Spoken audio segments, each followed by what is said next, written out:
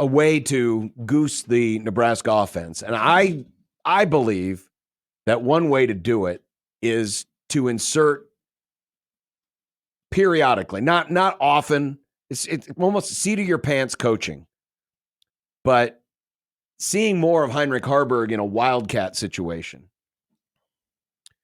which for him, I mean, it really wouldn't be a wildcat. It would just be what he did last year as the quarterback.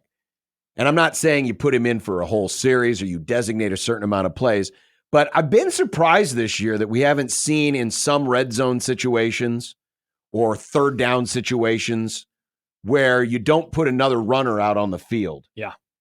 Now, when Heinrich's come out, he's been inserted as a running back.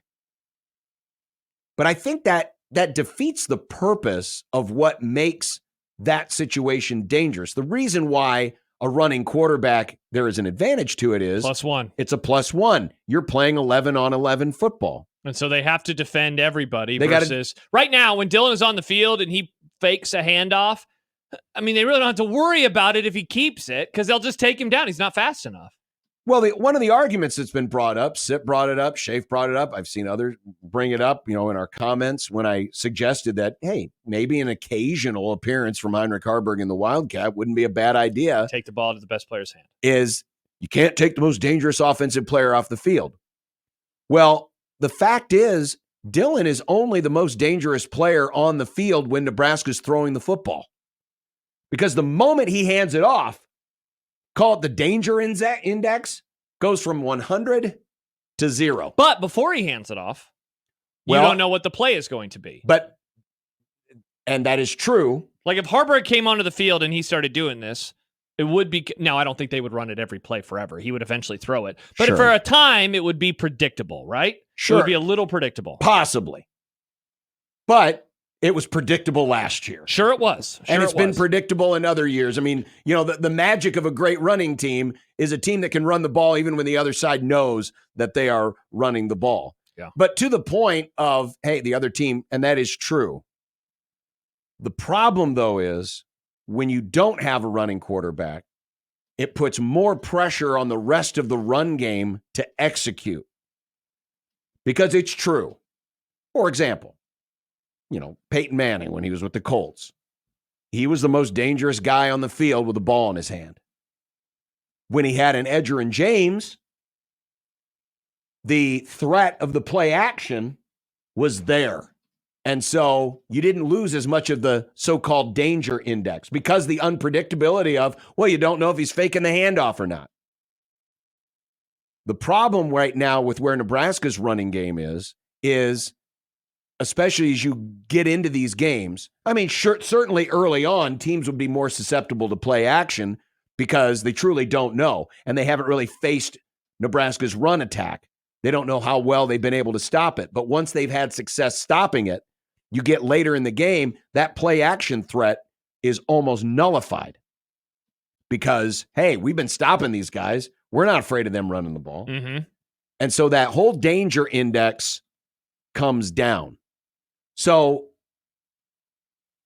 really, in a way, what you're trying to do is you're trying to play the percentages here. When you're in a spot, and I use last week, 4 minutes to go as a perfect example of where this could have worked for a play or two. Nebraska gets the ball. They're at the 29. They get a penalty off the kickoff, so they move out to the 29-yard line. There's 4 minutes left. Rutgers has just scored. Nebraska's leads down to 7. And they have not been running the ball well with standard run game. First down, you bring in Heinrich. You run the Wildcat. And all of a sudden, Rutgers is seeing something they haven't seen all game. Haven't seen it all game. It's been, hey, it's either Dylan's going to throw it or they're going to hand the ball off to some dude. Mm-hmm. And they haven't been threatened by the handoff run game. You bring in Haarberg, and all of a sudden it's like, whoa. And it could be just one play. But sometimes, anytime you're in a spot where you need a drive, that first play is so important because it just gets everything started. And I definitely will say this to you. It just jump starts everything. I will say this in like defense of you or this opinion. Like we see where a backup comes in and is able to have a little bit of success, like after an injury. And it's always perplexing to me because it's like, how is the backup who is not as good as the starter having success? And it's because they just aren't prepared for it. Well, Even sure. if they're it's a different look. It's a different look. It's different. It's just all of it's different. So like the one of the reasons that I think I have been a little cold on the idea of this is that while he was a good runner last year, his yards per carry over the course of the entire season was only 4 yards per carry. His best game was against La Tech at 8.3. He also, I guess he had 8.5 yards per carry against Colorado, but that was on 2 carries. But for the most part, he was usually in the 4.5, 4.6, 4.7 yards per carry range. And this is not sack adjusted, so sacks are being built into this too. Right. And for the record, last year, Nebraska, their sack rate last year, for a team that didn't throw it that much. It was horrible, wasn't it? It was over 10%. Yeah. For comparison, this year, the sack rate is under 6%. Yeah, for a team that does throw it. So some of that is, and remember, that's after time.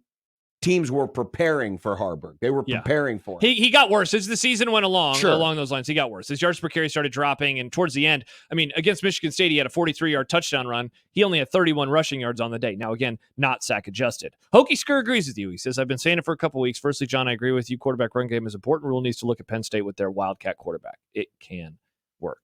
I do. The other part, and we've talked about this a bunch, but he was a turnover machine, and that is something that. But if you're just talking about a play here and there, when I first I'm not talking about I'm not saying he's got to come in for a series. This isn't like Tommy and Brooke where or when Scott Frost claimed he got benched so they could bring in Frankie London. Yeah. No, I'm talking about it's seat of your pants coaching. It's like, oh, this seems like a good time to do this, or a red zone situation.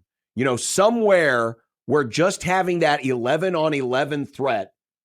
It's like a good change up.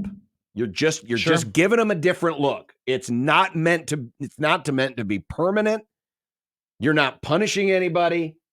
The only thing you're trying to punish is the opposing team. You're just trying to punish the opposing team by giving them something different. Really, it's no different than incorporating Ja'Cory Barney into the run game. That's Mickey Mouse stuff. It's trying to do something different. It's call it a gimmick, call it Mickey Mouse, whatever the case may be. It's never a permanent solution until it has to be, because can I ask you why you seemed a little more critical about the Ja'Cory Barney stuff, but you're open to this? I was only critical of the Barney stuff because that to me signified that, okay, everybody knows now standard run game is not going to get it done. But we do know that. Yes, we do. Yeah. We do. And so I think I'd still be advocating for this simply because I thought we would see it. Yeah, I really thought we would see some Wildcat this season in certain spots. It is a surprise. And we have not. He has 7 carries for 33 yards, but if I remember right, all of those are in garbage time. Or because all of the gadget plays with him have involved passes, right?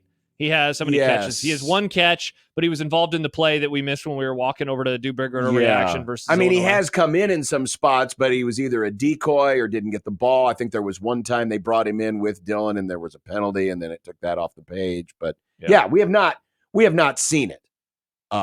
And so, that's where part of it comes from. But it's a full-on acknowledgement now. Yeah. It's a full-on acknowledgement by the coaching staff that, if we're going to have any kind of a threat in the running game, we're going to have to get more creative. Mm-hmm.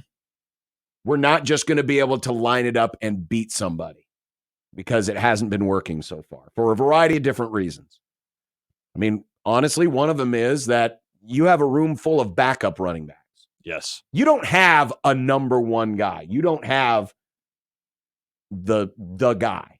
You have a room of backups right now. Yeah. And, this constant, should we start Emmett this week? Should we start Ramir this week? Well, to be fair, that really hadn't been they'd started Dowdell every week. He was the guy getting all the carries every week. That was more of an us thing. Yeah. Disagreement from Travis with us, and maybe it's more vernacular than anything. A jet sweep is not gimmicky or Mickey Mouse. What a lame ass take. Dude, Mickey Mouse is not a pejorative. It is a descriptor of trying to do something in a way that is not traditional. And I guess when I think of Mickey Mouse offense, I think of it from the college perspective. People describe Tennessee's offense as a Mickey Mouse offense because Tennessee's offense does things that you don't do in the pros. And so it's not meant to be a negative thing. And I know it kind of turned that way with the Ja'Cory Barney stuff, mainly because I don't think that over the course of the season, because right now he's averaging 15 yards per carry. I don't think over the course of a season that Ja'Cory Barney would be able to average 15 yards per carry if they just continue to do that. He has 7 rushes right now for 104. If you don't like the term Mickey Mouse, I'll use gimmick. Yeah. But it's like that with everybody. The Rams love the jet sweep. They famously got the 4th down in the Super Bowl with Cooper Kupp. They love that play. Yeah. They used to run it with Robert Woods when he was there. But it was a play where they showed a lot of action that they might run it. They'd maybe run it 2 times a game. Mm-hmm. It's not bread and butter. So there's bread and butter run and there's non-bread and butter run. Yeah. Or gimmick, or Mickey, whatever it is you want to call it. But it doesn't have to be it is not a negative. It's not a negative, but Ja'Cory Barney and that run, that's not going to be bread and butter. But I don't think this can be. No. But just like Ja'Cory Barney was used to try to get some punch into that run game against Purdue, I think something like this could be used in moments. It doesn't have to be every game. It doesn't have to be scripted. It's just seat of your pants. Hey, this is a good spot for this. It could be red zone stuff. Again, like you said, I think the biggest thing is it's a surprise that we still haven't seen it yet this year. Yeah, that's all it is. So it's non-bread and butter run game. Hokey skirt with some other names for it. Cat dog plays. That was a cartoon. I don't know if you remember it. Ren and Stimpy plays. Cat dog plays. Yeah. Yeah, it's not meant to be, like you said. Yeah, Icon says the point is that handing off to Barney can't be the offense's base play. No, and it's not a base play, and it never will be a base play. Yeah. And how many times did they run it against Rutgers? I think he had 3 carries in that game. Or Rutgers, excuse me. He had 3 carries. No, they were all passes. They were all the pop pass stuff. So technically they were all passes. I mean, it's the same. It's virtually the same action. It's just you're handing it off versus or pitching it versus, pitching it forward. He had 31 yards. One was a negative. One was a positive of like 1 yard each. And then the other one was 31. So the long play made up literally all of the yards. Right. Yeah. Yeah. They didn't really run that type of action, but the pop pass, the jet sweep, it's the same play. The only difference is how it's accounted in the stats because was it a pitch forward? Was it a pitch back? Funny if you hand it off, it's a run, but since you throw it forward, but I get why you do it because if you drop it, it's not a fumble. It's an incomplete pass. Correct. I understand. Correct.